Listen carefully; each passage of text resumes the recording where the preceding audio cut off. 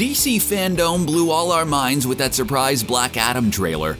The movie could go in many directions, but we all know what we really want. That's right, Black Adam versus Superman. Comic book fans are super stoked about the idea of Black Adam coming to the big screen. But people who haven't read Jeff Johns' JSA series, 52, or Doomsday Clock might not know why the character is so cool. Well, let's fix that right now. Black Adam, like Shazam, got his powers from the wizard Shazam. Makes sense. In the New 52 continuity, which the Shazam movie is heavily based on, a boy named Amon was chosen by Shazam like Billy was. The child was from the fictional nation of Kahndaq that was overrun by slavery and corruption. He sought to use his powers to free the people. But his uncle betrayed him and stole his powers to be used for vengeance. That uncle's name is Adam, and he becomes the exact opposite of the Shazam superhero we know and love. Because of his ruthless demeanor, he was dubbed Teth-Adam, or Black Adam. Adam, like Billy, has all of the powers of the wizard Shazam. He got the stamina of Shu, the speed of Hiru, the strength of Amon. It's a bunch of guys that spell out Shazam like an acronym. Basically, he's got all of Billy Batson's powers, but he's not exactly charging people's iPhones with them. That's why Shazam put him in magic jail for several centuries. Like the 7 deadly sins, Black Adam was also sealed away for safekeeping. In the comics, after a disastrous attempt to defeat Shazam, Adam is summoned by the people of Kahndaq to be their new superpowered savior. Only Black Adam's not so much a savior as a conqueror, even if he doesn't see it that way. The thing that makes Black Adam such an interesting character is that he doesn't really see himself as a villain. He sees himself as a hero who will go to any lengths to protect his people and save the world, even if those lengths are terrifying. In many ways, he's more of a mirror version of Superman than he really is of Shazam. Superman's all about saving people, but ultimately allowing them to govern themselves. He rarely interferes in the affairs of man, unless they directly threaten people in a catastrophic way. Black Adam thinks this kind of superhero ideology is weak and naive. To be fair, he's often shown to have a point in this regard. There is quite a lot of evil that Superman allows to happen just because he won't interfere with the Earth's governments or laws. Unfortunately, Black Adam has often proved himself to be more of the kind of leader that he despises instead of the kind he aspires to be. He can be cruel, hot-tempered, and is far too eager for conflict. As much disdain as he often has for Shazam, Superman, and the other heroes, he has dabbled in superheroics on more than one occasion. Famously, he served with old-timer superheroes like the original Flash and Green Lantern in the Justice Society of America for a while. He also served with Lex Luthor, the Joker, and Sinestro in the Legion of Doom though, so this guy's a bit all over the map. For the DCEU movie, it looks like he's gonna be a bit more on the evil side from the look of the trailer. Basically, every shot of Black Adam is him looking like a much more menacing Scorpion King from that terrible Mummy spinoff. Ugh. DC has already done Joker, Suicide Squad, and a Harley Quinn movie, so it's entirely possible that Black Adam will be their next R-rated villain movie. Let's be real though, this is a movie starring The Rock. He's gonna be a hero by the end of the film, even if we're talking anti-hero with a capital A. That man is in dire need of a franchise worthy of his considerable intensity and charisma. Black Adam might be the perfect fit. If he can make the die-hard rip-off Skyscraper watchable, we'll have no problem with Kahndaq's finest. Just like The Rock, he considers himself to be the people's champion. As far as the DCEU goes, now's the perfect time for Black Adam to stir things up. The last we saw of the universe, things were a bit brighter. The Joss Whedon Snyderverse saw Superman return to his Christopher Reeve-style place as Earth's symbol of hope. His return to the land of the living and subsequent beatdown of Steppenwolf put him on top as a hero for the ages. The Snyder Cut might go a different way, but I'm betting the end is the same. The world likely trusts heroes again, dispelling the unrest from Batman vs. Superman. If people are cool with Superman to the point where him visiting a high school with Shazam is no longer a big deal, it seems like things are probably a good deal calmer. This is probably where Black Adam comes in. He's gonna mess all that goodwill up. Then he's gonna punch Superman right in that perfect Kryptonian jawline of his. Tell me, Superman, do you smell what Black Adam's cooking? If you smell… Sorry, I won't do it. I won't do it. So now let's cover Superman's powers. And wait, you know what? Let's be honest here. No one clicked on a link to a video about Black Adam versus Superman without knowing exactly who Superman is. Krypton, flight, super strength, laser eyes, yeah, you get it. Now let's get to the punching. Okay. So let's get right down to it, the match you've been waiting several minutes for. In one corner, we have the Man of Steel, the last son of Krypton, Superman. In the other, we have the craze from Kahndaq, the Shazam silencer, Black Adam. Fight!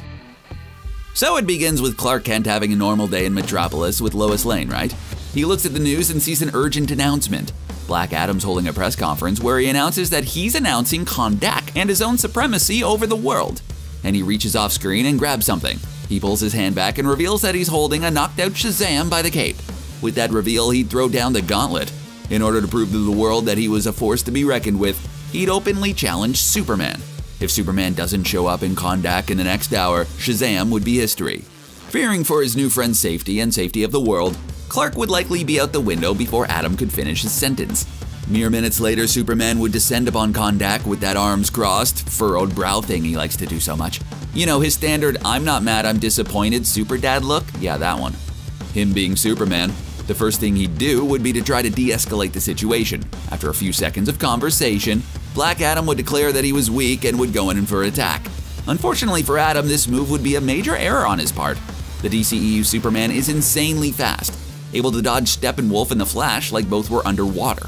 He would likely watch Black Adam's fist come at him like it was in slow motion, effortlessly dodging away from it. Adam would continue to strike at Superman, missing hopelessly each time. Then Superman would surprise him by catching his fist mid-swing. Adam would try to squirm away, but Superman would squeeze on his knuckles, cracking them and forcing him to his knees. With his other hand, Adam would worthlessly strike a few body shots on Superman, but he'd barely register them as blows. If this Superman can't be budged by Wonder Woman, the literal God Slayer, then Adam will be a bit out of luck here. Superman will then say something condescending to Adam like, "This was over before it started," which would really get him going. In his rage, Adam would summon an intense amount of magical lightning that would explode, sending Superman flying. Clark would find himself on the ground, surprised that the lightning actually caused him pain. You see, Clark has never fought anyone with magical powers like Black Adam has before. He'll be completely taken aback by his weakness to this kind of power. For Adam, that's all the opening he'd need. While Superman was dazed, Adam would shoot volley after volley of lightning his way. Superman would narrowly dodge out of the way, without the ease he had earlier. As Batman vs. Superman taught us, Superman may not be able to hurt easily, but his power level can be dropped significantly. The effect of Batman's kryptonite gas would likely be comparable to the damage Black Adam's magic would do to him. Unfortunately, Superman regains himself very quickly. After he managed to dodge a few blasts, he'd be right back to his old strength. This time he wouldn't be playing around neither. Superman would then charge at Black Adam with a double-fisted flying punch. Like in his battle against General Zod, he would slap Adam around the skies of Kahndaq like he was a pinball. It would likely take several hits before Adam would regain himself and release another explosion of lightning. This time, Superman would have learned his lesson a bit. He'd keep a flying distance from Adam and shoot him with heat vision in response to the lightning. Eventually, this would prove to be too much for Adam, and the heat vision would drive him back to the ground. Once again, Superman would say something condescending like, "Stay down," which we all know would not help the situation at all. Black Adam would then consider a different strategy. He would look at the American journalists filming him and would charge up his lightning. He'd send a blast their way, but Superman would jump in and take it for them. After the devastation of Metropolis and Man of Steel, there's no way he'd allow that kind of collateral damage again. With this weakness exposed, Adam would begin taking shots at other innocent American bystanders. Superman would rush to either get them out of the way or take the blast himself. With each blast, he would weaken, but something would build inside him as well. Remember when Faora threatened Superman's mother in Man of Steel? Remember that level of insane berserker rage that he had? Well, Black Adam is about to become intimately aware of it. Superman would then fly at Adam with impressive speed and start wailing on him, unleashing more of his strength than he ever had before. Luckily, those blasts weakened him, so he and Adam are much more closer in the power level. With Superman finally weakened and in close, Adam would start hammering Superman as well. This is when the two superhuman warriors would really start exchanging fists. No more of that heat vision and lightning bolt stuff, nah. The two enraged combatants would be in the ultimate test of speed and strength as they would wail on each other with their godly power. Eventually, the two would come to a standstill. Both would be exhausted after several minutes of superhuman boxing, but only one of them would slowly be regaining his strength. Under the rays of the yellow sun, Superman would get back to his feet, recharged as if he'd just arrived. For a second, it would look like Black Adam had given up. He would bow his head to Superman, allowing the hero to get in close. Then in the last second, he'd grab Superman in a bear hug and point him to the sky. He'd shout, "Shazam!" And a huge magical lightning bolt would come in from the sky, blasting Superman right in the emblem of hope.